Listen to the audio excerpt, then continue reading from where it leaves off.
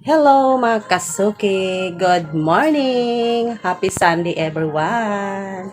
At today ay marami tayong ligbitin dahil today ay Sunday at syempre kagigising lang ng iyong kasuki. So marami akong hugasin. Ayan. Papakita ko sa inyo. Yan! Ang dami kong hugasin. Pati dun sa lababo. Oh.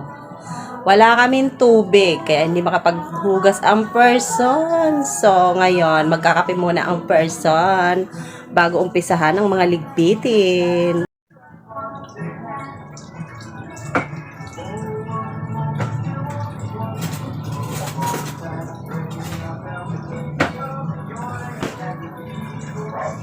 Magkakape tayo kahit sobrang kalat ng ating lamesa. Yan. Meron pa naman natirang baso.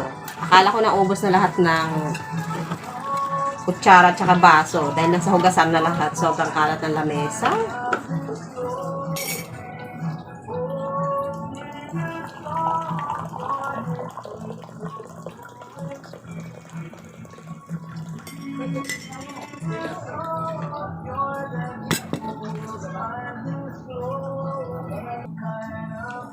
At syempre, ito na naman yung ating kape.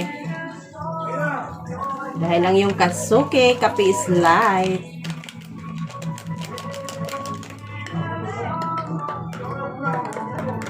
At meron tayong, ayan, tasty. Hindi tayo nakabili ng pandesal. Dahil na, gumising ang yung kasuke ay tanghali na. So, ito na lang, tasty na lang. Binili ko kahapon ng aking asawa. At meron tayo ditong palaman. Ito. Meron tayong palaman na cheese whiz at meron tayong peanut butter. So, mamimili na lang ako kung ano yung ipapalaman ko. So, para sa akin, ito yung aking palaman for today.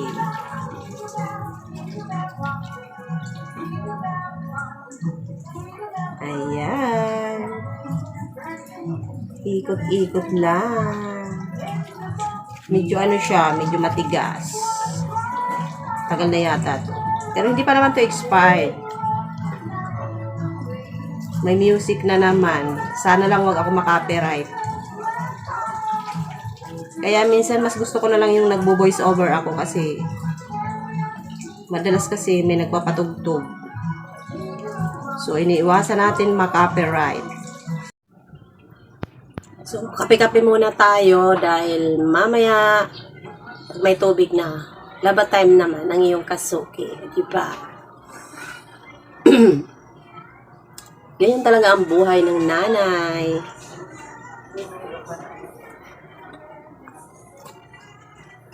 Lahat ng trabahong bahay, kung kayang pagsabayin na.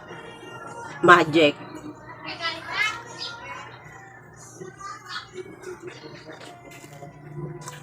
Marami akong labahin. Pagkatapos ko magkape, maghugas muna ng plato. Pag nagkaroon ng tubig, tapos laba naman. Kaya lang naman yung ganap araw-araw. Yung ganap-ganap dito. Yung iyong kasuke. Buhay bahay, buhay nanay.